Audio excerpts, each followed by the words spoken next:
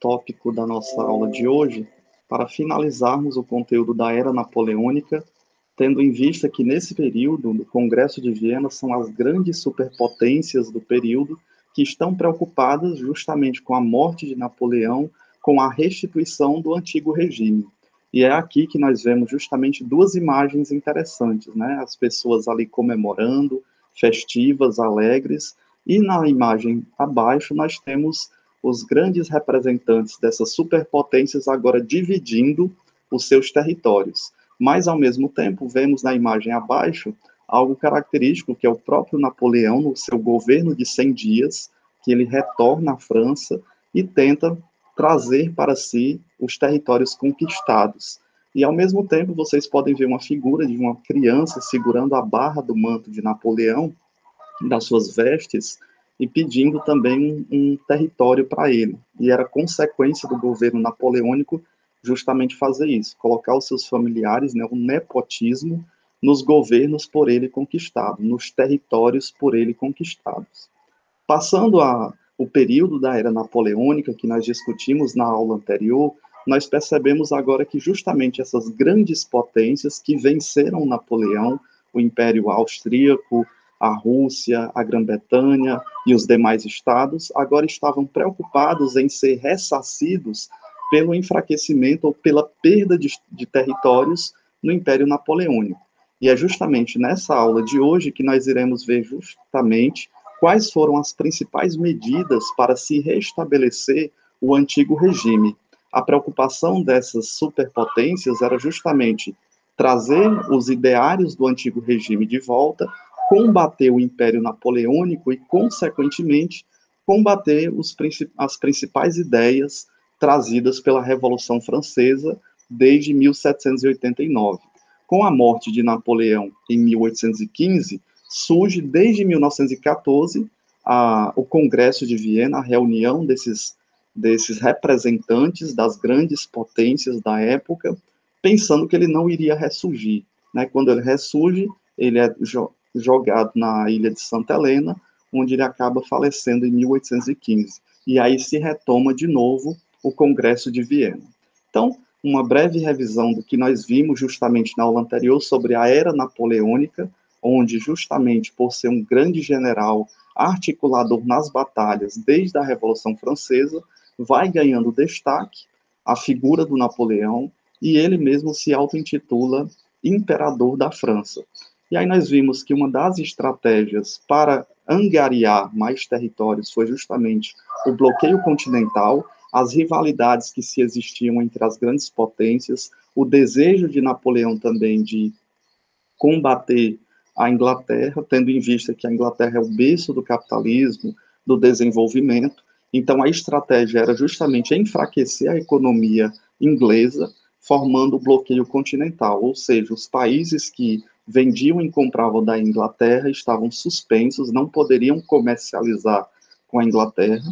Vimos também que esses países que estavam aliados à França de Napoleão não necessariamente cumpriram as ordens do próprio Napoleão e acabaram justamente descumprindo essa ordem napoleônica, fazendo com que as relações comerciais se mantivessem com a Inglaterra. Então, o bloqueio continental acabou fracassando. Outra característica também foi a invasão do próprio Napoleão à Rússia, né, ao se reorganizar em 600 mil soldados e irem marchando até a Rússia. A própria Rússia teve a estratégia da terra arrasada, de queimar as suas plantações, de destruir as cidades e as vilas antes de que Napoleão chegasse, fazendo com que as tropas francesas ficassem desgastadas, sem ter alimentos para comer, com as águas e mantimentos também envenenados, fizeram com que houve uma baixa muito grande. Dos 600 mil soldados franceses, restaram apenas 60 mil. E ainda mais, outra característica foi o inverno rigoroso. O frio acabou matando muitos soldados e também vimos por reações químicas os próprios botões das vestes dos soldados franceses, eles acabaram ruindo e liberando substâncias químicas que acabaram matando também diversos soldados. Isso fez com que o próprio Napoleão entrasse em descrédito, né? O início ele estava dominando muitas terras. Lembrem-se também da Espanha, que ele acaba dominando a Espanha, coloca o seu irmão como rei da Espanha, faz com que também Portugal tenha medo do avanço napoleônico, e, principalmente daqueles países que descumpriram o bloqueio continental, fazendo com que o Dom João VI venha para o Brasil com medo da invasão dos franceses. E aí nós vimos também justamente a queda de Napoleão, que se deu por duas vias. A primeira via, justamente, a Grã-Bretanha e os países vencedores isolaram Napoleão na ilha de Elba. Ele conseguiu se rearticular com um exército, e aí a França colocou-se o rei Henrique XVIII no lugar, como o novo rei da França, mas o Napoleão, por estratégias políticas e militares, conseguiu restituir o poder, durando esse poder apenas em 100 dias. Lembrando que a Inglaterra tinha muito medo do avanço napoleônico para a conquista de outros territórios e também ingleses. Com a intervenção da Inglaterra, o Napoleão agora fica isolado não mais na ilha de Elba, mas na ilha de Santa Helena, onde ele não tem mais apoio político, nem apoio econômico e nem apoio militar, e é supervigiado pelas grandes potências, fazendo com que esse isolamento faça com que ele caia em doença em 1815 e acabe falecendo. E aí nós encerramos justamente a aula passada, terminando a era napoleônica. Depois desse período napoleônico, nós vemos a necessidade dessas grandes superpotências, e aí nós destacamos o Império Austríaco, o Império Russo, né, o Império da França e o da Prússia, né, o Império da França no sentido do rei Henrique XVIII, de não querer mais que os ideais da Revolução Francesa e nem os ideais deixados pela era napoleônica se insurjam. Então, esse Congresso de Viena acaba sendo muito importante, porque essas potências estão preocupadas com a disseminação das ideias do Império Napoleônico e, consequentemente, também da Revolução Francesa, de igualdade, liberdade e fraternidade. Lembrando que aqui a burguesia já está totalmente estabelecida na sociedade. Nós temos o equilíbrio europeu e a Santa Aliança, né, o que foi esse Congresso de Viena, que é a capital da Áustria, onde eles se reuniram, o equilíbrio europeu, que era justamente restabelecer as bases do antigo regime. Eles tinham medo que os reis eles pudessem cair justamente pelas ideias liberais ou pelas ideias dadas pela Revolução Francesa. Veremos também o que foi justamente a Santa Aliança, onde a Inglaterra, mesmo concordando com algumas partes, acaba se distanciando desse movimento que acaba impedindo o comércio ou a valorização da economia, e a liberdade de expressão, imprensa e cidadania, que são justamente os tópicos que nós iremos ver na aula de hoje. Esse texto de liberdade de expressão, imprensa e cidadania é o último texto que nós encontramos no nosso capítulo da Tânia Machado Morim, que é justamente Virtuosas e Perigosas, justamente a sociedade que vai se reconfigurando na França a partir da liberdade dada pelos panfletos, pelos jornais, que estão sendo disseminados de forma muito rápida, mesmo entre aqueles que não têm o domínio da escrita e da leitura, eles acabam ouvindo, né? Aqueles que sabem ler e escrever, leem em voz alta e acabam disseminando as ideias da Revolução Francesa. Então, nós temos, primeiramente, o Congresso de Viena como um artifício ou uma necessidade de se firmar no poder, né? As grandes potências preocupadas com o avanço napoleônico, agora elas têm que colocar uma estratégia tanto para serem recompensadas, porque elas foram fragilizadas com Napoleão, e também para que não se aconteça mais o que aconteceu na França com o Império Napoleônico. Então, nós temos aí o Congresso de Viena, do lado direito nós temos esse mapa, mostrando justamente a capital austríaca, Viena, onde aconteceu esse congresso. Então, os principais representantes vão até Viena e eles vão estabelecer as bases políticas do antigo regime na Europa, né? A permanência do rei Henrique XVIII na França, dos demais reinados, e a destituição também daqueles reis que o Napoleão colocou, principalmente os seus familiares, e trazendo justamente a monarquia do antigo regime. Então, primeiro era restaurar as monarquias destituídas ou destruídas por Napoleão, trazer os remanescentes, né, os parentes mais próximos dos reis que já tinham falecido, assim como aconteceu na França, né, o rei Henrique XVI foi justamente decapitado na França, e agora o rei Henrique XVIII, seu irmão, assume o poder. Definir os parâmetros para uma política internacional, e essa política internacional é perceber que a revolução trouxe consequências, mas esses parâmetros eles devem ser reorganizados pelo antigo regime e não pelas ideias dos revolucionários.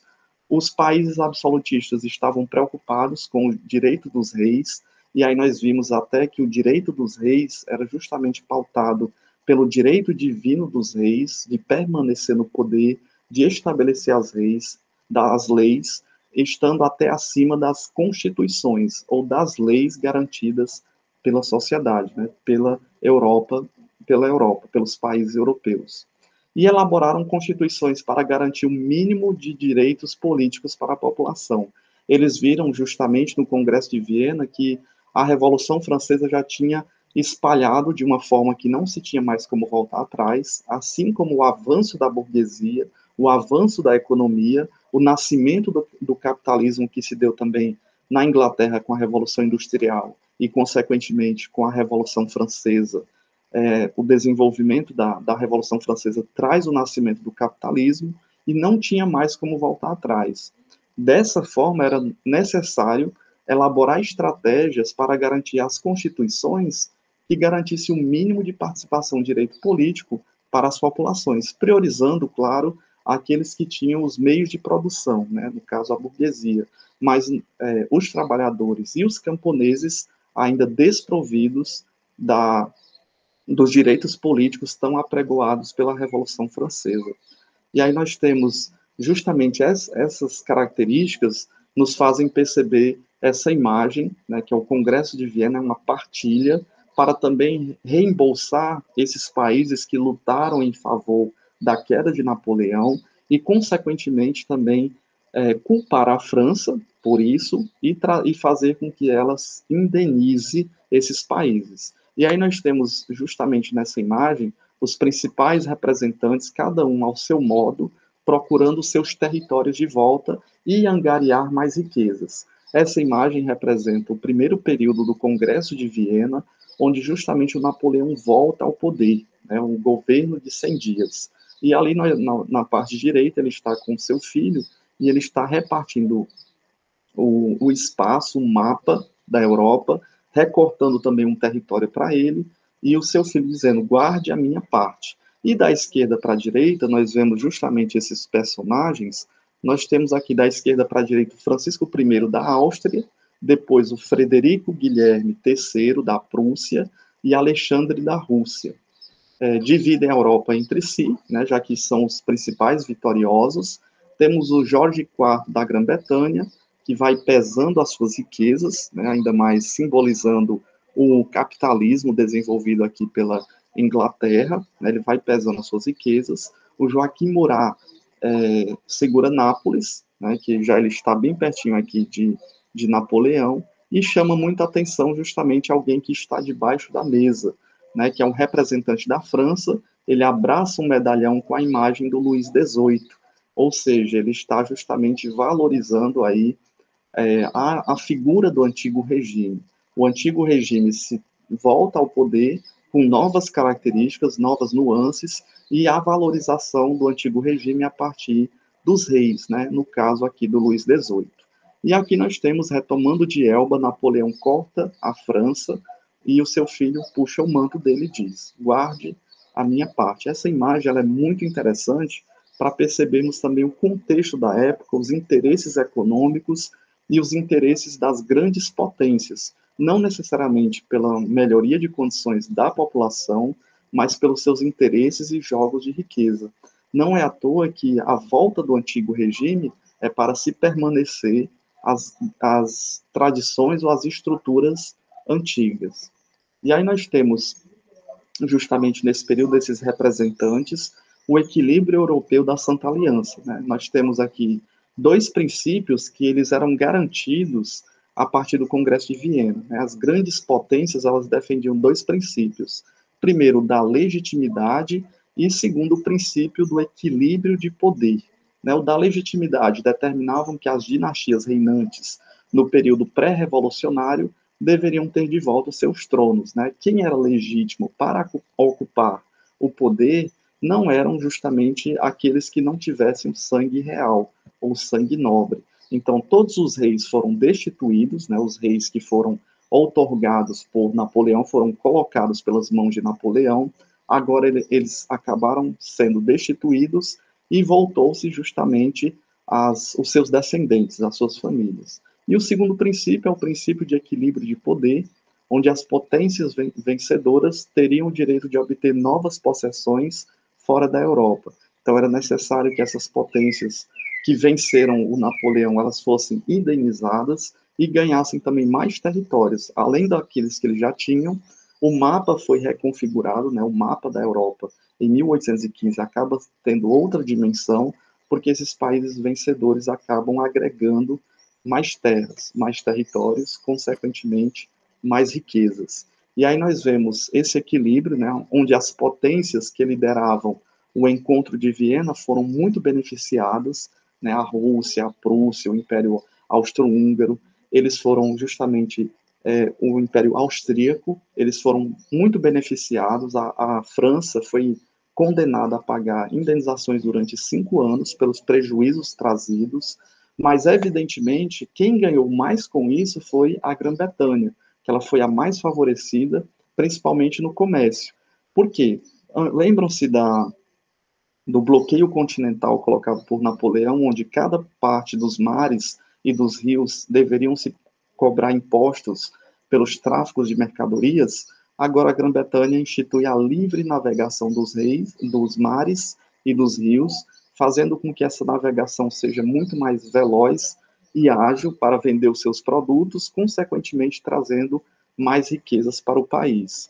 E também o projeto de pôr fim ao tráfico de escravos, não pela preocupação da vida humana dos escravos, necessariamente, mas que os escravos, não tendo posses de dinheiro, não poderiam comprar os produtos. Então, com a quebra do tráfico de escravos e com a quebra da escravidão, se colocariam esses sujeitos no mercado de trabalho. E ao colocar-se no mercado de trabalho, consequentemente, a economia girava com maior intensidade. Então, esse projeto de pôr fim ao tráfico de escravos se traz também pelo viés econômico, de desenvolvimento do berço do capitalismo, que se deu justamente na Grã-Bretanha, na Inglaterra. E a Grã-Bretanha acaba sendo a mais vitoriosa e angariando cada vez muito mais recursos, se tornando agora inimiga também das potências vencedoras, porque cada uma tem os seus interesses próprios. E é gerado justamente a partir disso a Santa Aliança, que em 1815, né, termina-se o Congresso de Viena. Ainda nesse período, a Rússia, a Prússia e a Áustria, elas se uniram na Santa Aliança com objetivos comuns que se distanciavam dos objetivos justamente da Grã-Bretanha. Então foi feito um pacto político-militar que tinha o objetivo de garantir os cumprimentos das medidas aprovadas no Congresso de Viena. Não bastava apenas os grandes representantes assinarem os principais princípios do Congresso de Viena, mas era necessário que fosse garantido que a França pagasse as indenizações, que os territórios fossem respeitados, que não houvessem mais tantas manifestações a nível da Revolução Francesa e também do Império Napoleônico, com a volta dos parentes de Napoleão, já que ele tinha falecido em 1815, era para se garantir a paz reinante ou a instituição da volta do antigo regime. Então, os principais objetivos eram combater as revoltas liberais na Europa, lembrando que a conscientização desse período já estava cada vez mais forte e intensa através da mídia da época, dos panfletos, dos jornais, dos cartazes, de todos os meios que pudessem influenciar a maior quantidade de pessoas. E preservar o sistema colonial, né, o sistema, por exemplo, de Portugal e do Brasil, né, a metrópole e a colônia. E isso justamente era algo que impedia o avanço do comércio da Inglaterra. Então, por isso, a Grã-Bretanha acaba não aderindo à Santa Aliança, porque os seus objetivos de interesses comerciais e de desenvolvimento da economia eram totalmente diferentes daqueles apregoados pela Rússia, pela Prússia, pela Áustria, ou seja, também pelos imperadores e reis que foram restituídos do antigo regime, até diferenciados do rei Henrique XVIII, né, que acaba assumindo a França. Então, a Grã-Bretanha, mesmo simpatizando com essas grandes potências, acaba se distanciando da Santa Aliança, né, desse pacto militar que tinha o objetivo de garantir esse cumprimento das leis organizadas pelo Congresso de Viena. E assim nós vamos para a nossa última parte do nosso capítulo, onde nós vemos justamente esse texto que é muito interessante, convido à leitura, mas nós resumimos o texto do nosso livro justamente nessa imagem, que é uma gravura de 1797, da Biblioteca Nacional da França, né, em Paris, onde nós vemos essa disseminação dos jornais, dos panfletos publicados durante a Revolução, que buscavam acompanhar o ritmo acelerado dos acontecimentos da vida pública. E aí nós percebemos que essa expansão da mídia, né, dos panfletos, da imprensa, causa, né, gera-se a liberdade de expressão e justamente o conceito que nós temos de cidadania, né, cidadão, cidadania e sociedade hoje. E aqui nós vemos justamente pessoas amontoadas, ali, cada uma com um panfleto, com um jornal da sua época, onde haviam as diversas notícias, e percebemos que a escolarização na Europa nesse período ainda era muito baixa, né, o índice de analfabetismo era muito alto, e aqueles que dominavam as técnicas e práticas de leitura e de escrita, eles liam em voz alta, e isso chegava à maioria da população, que já estava sobrecarregada de diversos trabalhos, mas ao mesmo tempo se discutia isso cotidianamente, né, nos encontros, nas reuniões, nas tabernas à noite, em várias situações, como o texto muito bem coloca na página 123, né, todos respiravam política na Paris revolucionária. Né? A Revolução Francesa trouxe essa consequência de conscientização das pessoas da exploração dada pelo antigo regime e da forma da organização política através da Revolução. O povo se mantinha bem informado e atento aos acontecimentos, lendo alguns dos 69 jornais e panfletos criados entre julho e agosto de 1789, né, justamente o período da Revolução Francesa, ou discutindo em grupos as notícias dos jornais lidos em alta voz nas esquinas. As mulheres se encontravam quase diariamente nas filas de pão, nos ateliês de trabalho, nas ruas, cafés e mercados, e discutiam com entusiasmo os assuntos da cidade. À noite, as lavadeiras se encontravam na taberna para trocar as impressões sobre os discursos dos oradores revolucionários. Então, Robespierre, por exemplo, que era um grande orador revolucionário, nós vimos até os partidos, os jacobinos e os girondinos, eles perceberam que a principal estratégia para colocar em prática o seu plano de ação era a divulgação de suas ideias.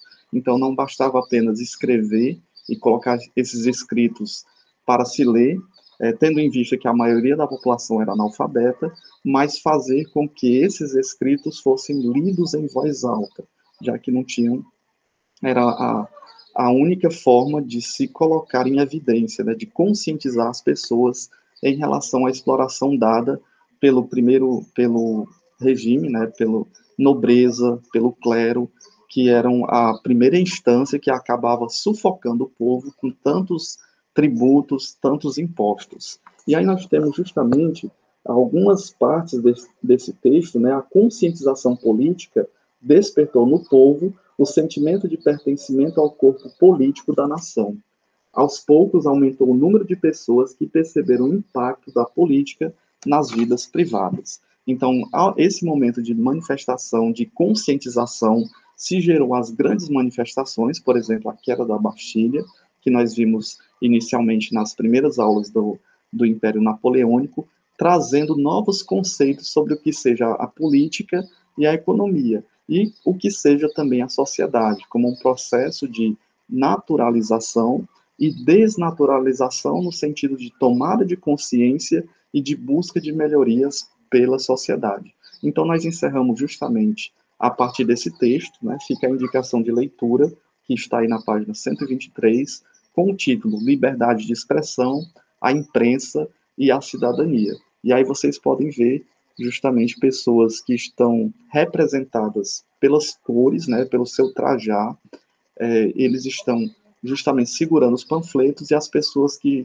estão de outras vestes mais escurecidas, provavelmente aquelas que não têm o acesso à leitura, elas tomavam conhecimento, divulgavam esse conhecimento e traziam novas possibilidades de organização social. E isso incomodava justamente aqueles que queriam a volta do antigo regime e que não queriam justamente as manifestações, as greves, os sindicatos, que incomodassem justamente aquilo que já estava estabelecido.